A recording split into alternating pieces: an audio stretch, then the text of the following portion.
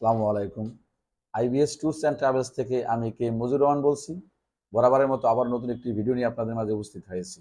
কাছে ও দূরে, দেশে এবং প্রবাসে যে যেখান থেকে আমাদের ভিডিওটি দেখছেন সবাইকে জানাই আন্তরিক শুভেচ্ছা অভিনন্দন। আমাদের চ্যানেলটিতে যারা নতুন তারা অবশ্যই আমাদের চ্যানেলটি সাবস্ক্রাইব করে পাশে থাকা বেল আইকনটি প্রেস করে রাখুন এবং ইতিপূর্বে যারা আমাদের চ্যানেলটি সাবস্ক্রাইব করেছেন তাদেরকে অসংখ্য ধন্যবাদ। চলুন কথা না বাড়িয়ে আমরা মূল আলোচনায় ফিরে আসি।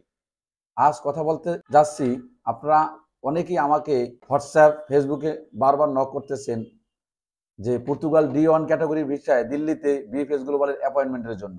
এক্ষেত্রে একটি বিষয় লক্ষ্য রাখা উচিত যে আপনারা অনেকেই পারমিট কিংবা কন্ট্যাক্ট পেপার পেয়ে বসে আছেন কিন্তু অ্যাপয়েন্টমেন্ট পাচ্ছেন না।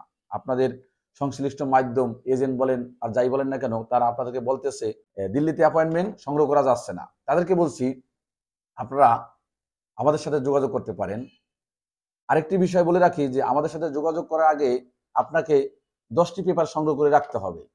এই 10টি পেপার যদি আপনার কাছে থাকে তাহলে আপনি দিল্লিতে বিএফএস গ্লোবালের অ্যাপয়েন্টমেন্ট পাবেন পর্তুগাল D1 ক্যাটাগরি ভিসার জন্য। কি সেই 10টি পেপার, আসুন আমরা জেনে নিই।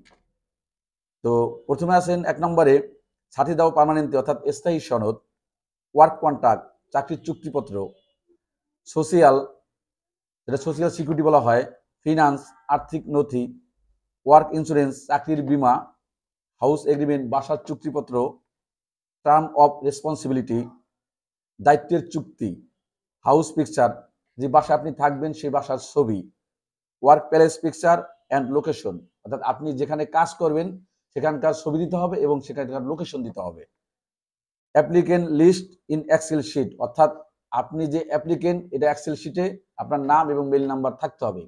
এই 10টি পেপার যদি আপনার কাছে থাকে তাহলে অনায়াসে আপনি কিংবা আমরা আপনাকে দিল্লির বিএফএস গ্লোবালের অ্যাপয়েন্টমেন্ট নিয়ে দিতে পারবো পর্তুগাল D1 ক্যাটাগরি ভিসার জন্য।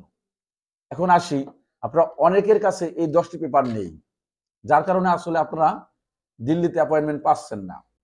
আমি গত সপ্তাহে দিল্লিতে জমা দিয়েছি পর্তুগাল D1 ক্যাটাগরি ভিসার জন্য। আমাদের সম্মানিত ক্লায়েন্টরা সেখানে দাঁড়িয়েছে।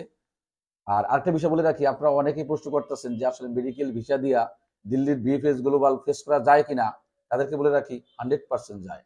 আপনি লিগেল ওয়েতে যদি ইন্ডিয়াতে প্রবেশ করতে পারেন দেন আপনি এম্বাসি ফেস করতে পারবেন। এখানে এম্বাসি বললে ভুল হবে, এটা হচ্ছে বিএফএস গ্লোবাল অর্থাৎ পর্তুগাল ভিসা অ্যাপ্লিকেশন সেন্টার। সরাসরি এম্বাসিতে আপনার যাওয়ার প্রয়োজন নেই। পর্তুগাল বিএফএস গ্লোবালে অর্থাৎ ভিসা অ্যাপ্লিকেশন সেন্টারে আপনি ফাইল জমা করবেন।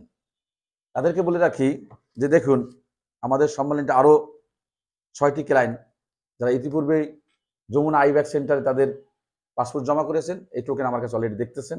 আপনাদের যদি ইন্ডিয়ার ভিসার প্রয়োজন হয় কিংবা পর্তুগাল D1 ক্যাটাগরির ভিসার অ্যাপয়েন্টমেন্ট প্রয়োজন হয় তাহলে এই 10টি পেপার সংগ্রহ করে আপনারা আমাদের সাথে যোগাযোগ করুন।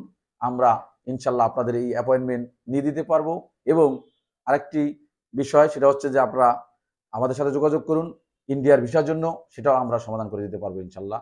তবে আজ আর কথা নয়, আবারও দেখা হবে আগামীতে নতুন আরেকটি ভিডিও নিয়ে। ততক্ষণ ভালো থাকবেন, সুস্থ থাকবেন। ধন্যবাদ সবাইকে।